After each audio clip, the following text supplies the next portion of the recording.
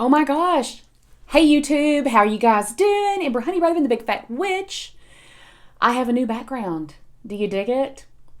I picked this up when I was out and about in Atlanta with Nathan. Nathan, do you remember this? We got this at, I think, Buffalo Exchange or something, but y'all, I love it. I think it's supposed to be a bedspread, but it's up on my wall.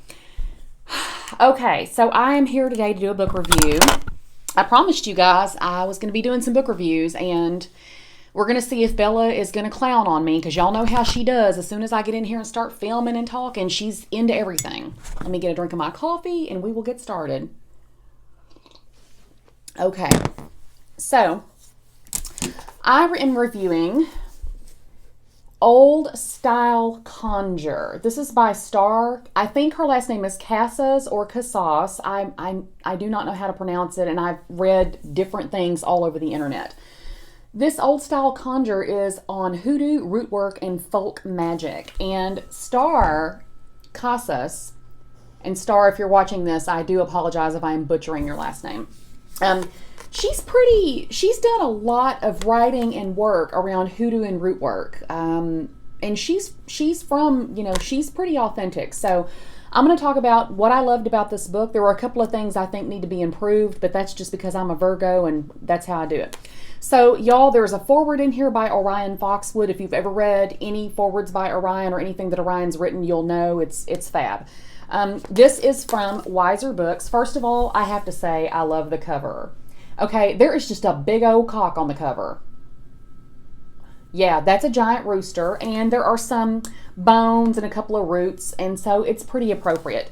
Now, I have to say also, I really like the quality of the books that come from Wiser. You know how sometimes you get books and you can tell that they're printed on cheap paper or they're just kind of slapped together? Yeah, they don't do that. It's a really nice book. So, this book is it does a really good job of being pretty comprehensive. Pretty much if you don't know anything about Hoodoo, Rootwork, or whatever, this book will pretty much give you a good basis for it. So it does start out with a little historical background on the old-time religion. There's a foundation of Conjure. She's got chapters on altars, different ways to build them, and different things you might be incorporating, how to make offerings, different types of divination. Now, one of the chapters that I really appreciated was there was a chapter called Spirits, Historical Ancestors of Conjure. Okay? There is a whole chapter, a whole section, I'll say, on historical ancestors. And so what she does is she basically says, Mother Sojourner Truth, and that was a real person, okay, so we all know. And she says every woman in America should honor Mother Sojourner Truth. She battled for women's rights and equal treatment. She was a true warrior for the women's rights movements. She's best known for a speech on racial equality called Ain't I a Woman?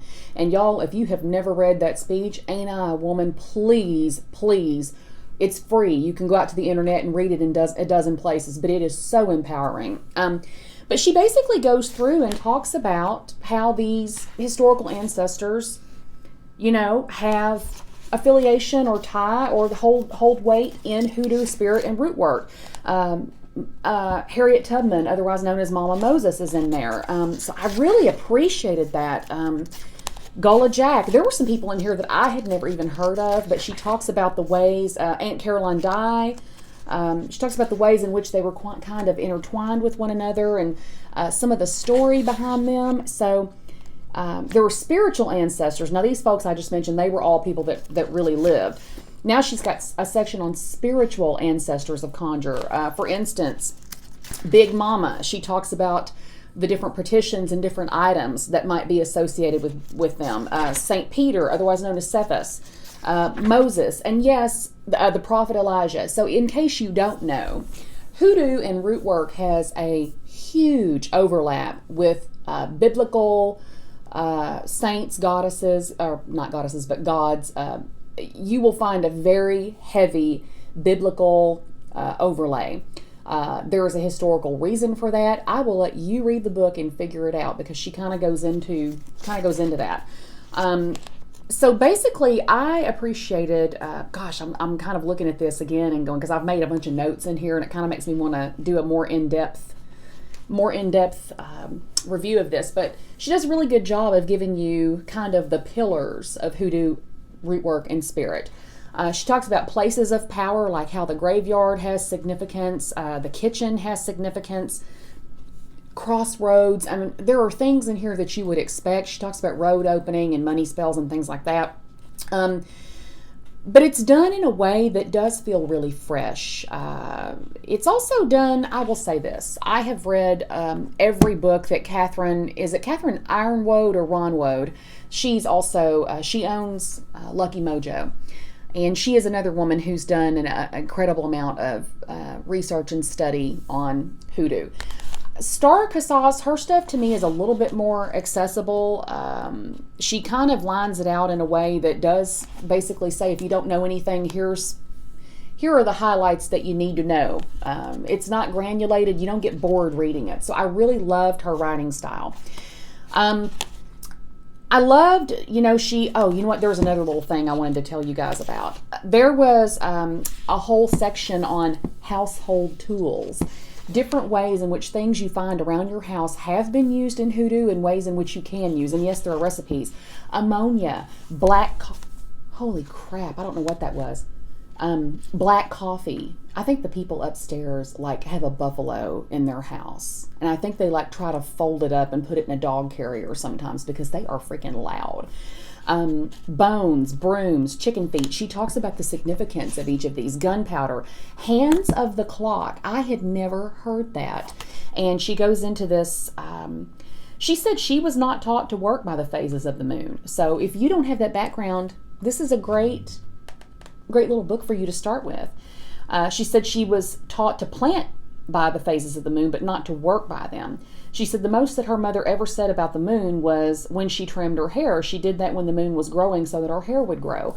You will appreciate, if you kind of like a good storyteller, Star is a great storyteller, and she does write the way that I imagine she speaks. It's just real down home. You're not going to find she doesn't talk to you as if you're stupid. She just tells you what she knows, and I love that about her. Murphy's oil soap. There are things in here that you are going to recognize and that you probably already have in your home. Now, the only thing that I need to say about this book is if you are a Virgo or an editor or a teacher or someone who gets a little bit of a roadblock when you run into editing issues in books, I'm going to prepare you. There are some passages in this book. There are some things in here that I think the editor missed, and I will tell you. So there was a section called Dirts and Dust, and she talks about the different types of dirts and dust that you can use. River dirt, red brick dust, saltpeter, snake dirt, termite dirt. The termite dirt section, as you can see, is identical. It's in here in two different places, word for word. And I think she just missed that on the editing. But there are a few things like that in this book. There's another place. Now, this is a section that I found really interesting. She talks about waters and different waters. Chamber lye, holy water, hurricane water, river water, stagnated water, and she gives some great ideas on how to use those. But for instance, one of the sentences where I was like, oh my God, it's just real down home. She says dishwater. She says if there was a lot of arguing in our home, my mama would work the dishwater to bring peace. The next sentence says, so dishwater is worked with for a peaceful home. That to me, I hear what she's saying, but I had a little bit of a hiccup there with that sentence because it's just, you can tell that is the way she speaks, and I'm not judging her at all. But just be prepared because the language is real down home, and I don't know it. I mean, it feels very familiar to me because this is what I grew up with. So I will tell you, I give this book probably a 4 out of 5 stars. The only thing that would have made it better for me is, of course, a little bit better editing, but and she does have a few pictures in here. Not very many. I would have liked to have seen more representative photos.